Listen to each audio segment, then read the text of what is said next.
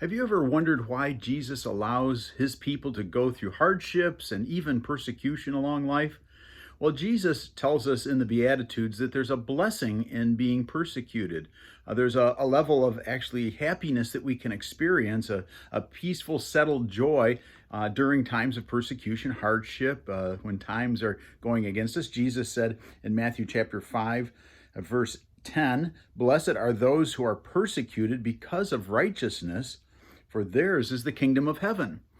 If we're persecuted because of the stand we take for Jesus Christ, there's a joy that comes in that. There's a sense of camaraderie with Jesus Christ because he himself was persecuted.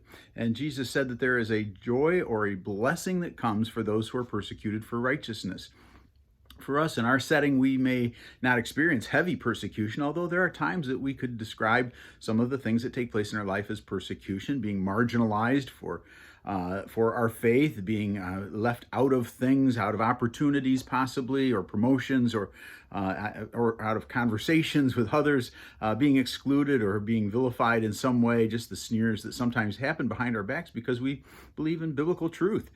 So those are forms of persecution, but we admit they're very mild compared to what our brothers and sisters around the world are experiencing.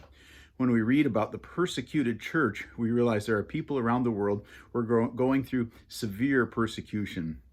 They're being ostracized from their families. They're being excluded from society. They're denied jobs. They're denied opportunities. Sometimes physically they are oppressed and even tortured. Some are even killed for their faith. And these are the kinds of things that really stun us as Christians, to realize that this kind of thing could be taking place. And why does Jesus allow this? We don't know all the ins and outs of that, but we know that through persecution there is a strengthening and a purifying of Christ's church.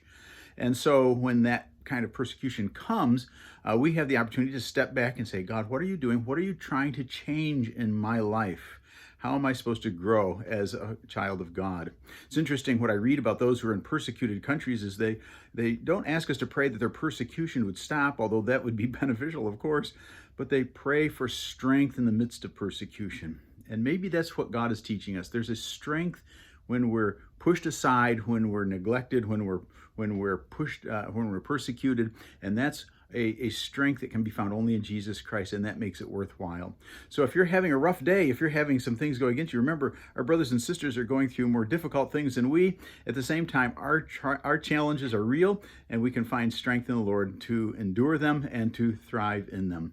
Thanks for taking time to join me for this pastoral visit.